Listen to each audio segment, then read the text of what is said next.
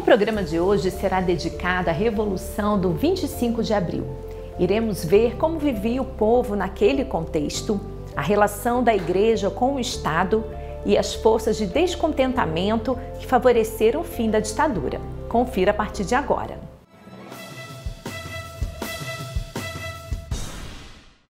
A imagem dos cravos nos fuzis dos soldados correu o mundo e tornou-se um dos ícones das mudanças que estariam por vir. A Revolução dos Cravos, o levante popular e militar que ocorreu em 25 de abril de 1974, representou o fim da ditadura de Salazar, instaurada em 1926, e foi motivada pelas guerras coloniais na África e crise econômica do país. Estavam a ocorrer a nível internacional diversas mudanças em regimes, havia os ventos revolucionários um pouco por todo o lado, por influência também muito também das correntes marxistas, e isso também acabou por influenciar alguns setores da sociedade portuguesa que quiseram também trazer para cá uma dinâmica revolucionária para mudar o regime. Do ponto de vista também do aparelho militar, havia muita insatisfação em relação à guerra colonial e algumas questões de caráter corporativo, de carreiras, etc. Não esqueçamos também outro aspecto importante. A nível estudantil, havia um movimento estudantil universitário muito crítico do regime. Foi-se desenvolvendo entre os jovens uma maior preparação política, intelectual, cultural, e esses jovens também estavam muito impregnados pelas correntes internacionais que defendiam mudanças sociais, políticas, etc.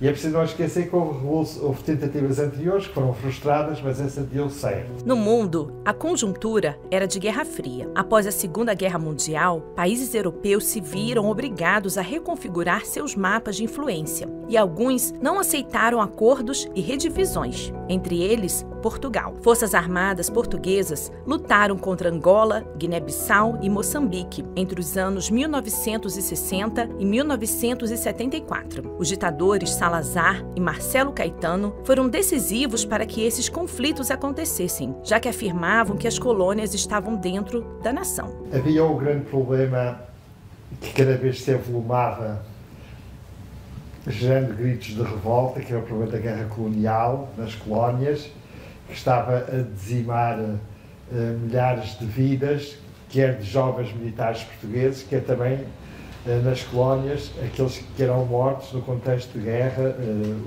a população colonial. Por outro lado, um desejo da mudança do regime, que era um regime de ditadura, que já durava há décadas, e havia uma ala liberal do regime que clamava por reformas. Mas antes do 25 de abril em si, como vivia mesmo o povo nesse período de ditadura, nos 70, na questão social, na questão educacional, na economia? Como é que estava assim, o povo mesmo nesses anos?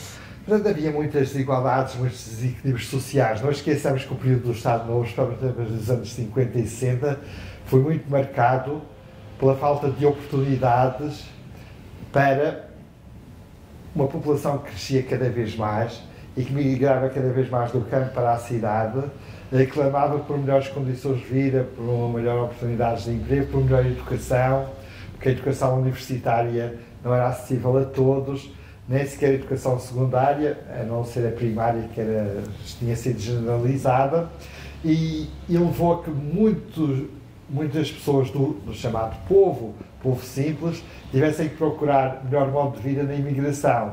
E é por isso que nos anos 50 e 60 houve uma grande vaga, uma sangria de população que emigrou para a Europa, para a França, para a Alemanha, para a Venezuela. O meu pai, por exemplo, emigrou para a Venezuela.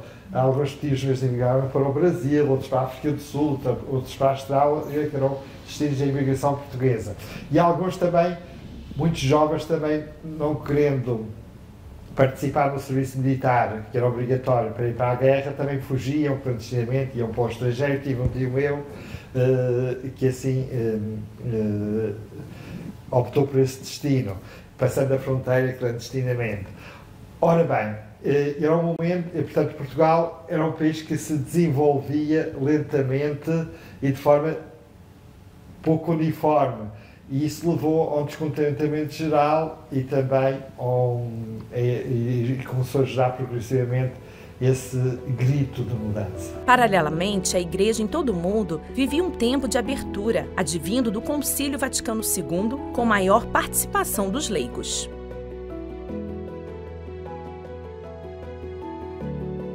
Anos antes, Papa Paulo VI instituiu o primeiro Dia Mundial da Paz, comemorado a 1º de janeiro de 1968, e deixou uma importante recomendação, que esta celebração se viesse a repetir, como profecia e promessa, no início do calendário que mede e traça o caminho da vida humana no tempo, e que seja a paz a dominar o desenvolvimento da história. Progressivamente, no final dos anos 60, a Igreja Portuguesa, com relativa lentidão, vai fazendo internamente as suas adaptações ao concílio, na reconfiguração litúrgica, esta capela é aqui o momento, num progressivo distanciamento em relação ao Estado,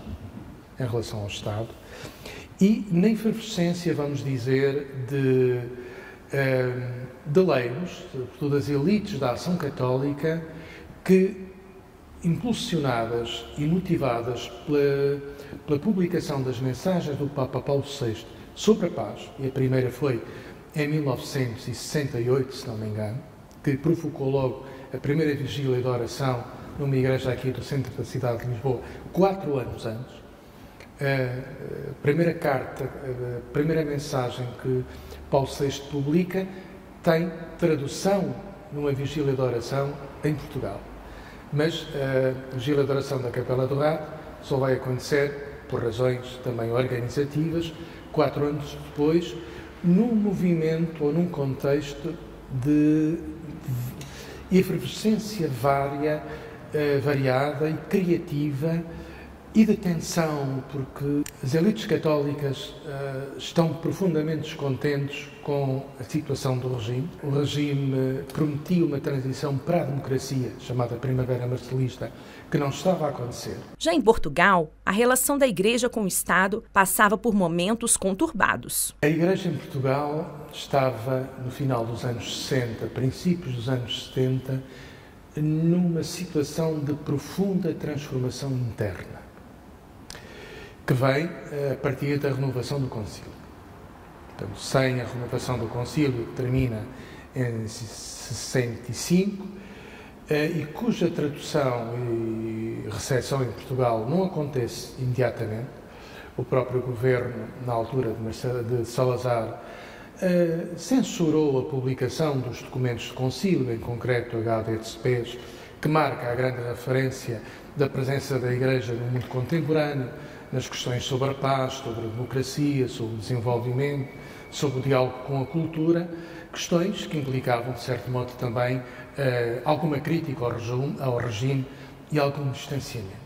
Também começaram a surgir vozes críticas, até da própria hierarquia, como o Bispo do Porto, João Ferreira Gomes, que acabou por ser exilado, mas no quadro dos movimentos da Igreja, por exemplo, no movimento da Ação Católica, da Juventude Operária Católica, da Juventude Universitária Católica, começaram a surgir movimentos de crítica, também reivindicando uma mudança no regime. Portanto, podemos dizer que a Igreja tanto foi apoiante do regime, também foi sustentáculo, mas também foi aí que também se gerou grandes movimentos de contestação e de apelo à mudança. Por outro lado, também no contexto das chamadas colónias, dos territórios ultramarinos portugueses, houve movimentos também de contestação e de mudança, nomeadamente entre missionários católicos que estavam presentes nos vários territórios de missão, e aí muitos também se posicionaram de forma crítica em relação ao regime.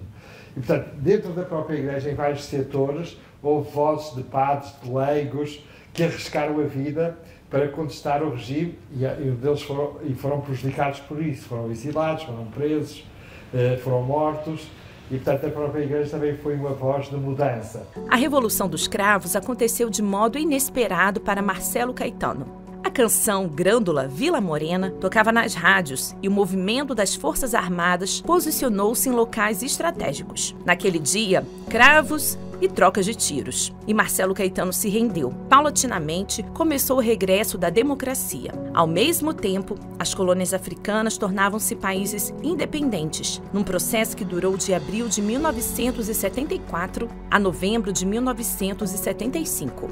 O dia 25 de abril é ainda hoje feriado em Portugal e é chamado Dia da Liberdade. O dia em si, como foi? Foi de forma realmente pacífica, através dos cravos e da música? Esta revolução acabou por se tornar aquilo que eu chamo de acontecimento global. Porquê? E singular, e é estudado agora internacionalmente como uma revolução muito peculiar. Porquê? Porque naquele dia foi uma revolução que aconteceu, diferentemente do que acontece com outras revoluções históricas, sem haver derramamento de sangue, sem ser necessário disparar um tiro, e depois o facto de ser posto um cravo numa espingarda, numa metralhadora, e o povo ter aclamado os militares e não ter havido derramamento de sangue, foi conhecida como a Revolução da Primavera, a Revolução das Flores, a Revolução dos Cravos. E também, mediaticamente, houve jornalistas, houve fotógrafos que fizeram fotografias que depois se fizeram circular pelo mundo todo e tornaram realmente a Revolução de 25 de Abril uma revolução icónica. E quer dizer, foi uma espécie de primavera bem-sucedida. E portanto, parecia, e houve uma espécie quase de explosão de alegria, de contentamento, pela possibilidade de mudança. Realmente abria porta a uma história nova, mas também abria porta a alguns perigos que, entretanto, naqueles 2 anos após o 25 de Abril, realmente se assomaram no horizonte. E aquele dia foi muito bonito, e os dias a seguir também foram de grande contentamento. As pessoas vieram para a rua, como se estivessem, é como se fosse estivessem com a boca amordaçada, e de repente foram libertadas, e portanto todos já exemplo depois da pandemia de podermos tirar as máscaras. Tal e qual, uma experiência semelhante. Mas ali foram 40 anos de ditadura, em que as pessoas não podiam falar, não podiam dizer o que pensavam, não podiam se exprimir, não podiam se manifestar, e de repente aqueles dias foram dias em que as pessoas saíram para a rua e começaram a abraçar-se, a conviver e a dizer o que pensavam e a sonhar numa sociedade nova e num mundo novo.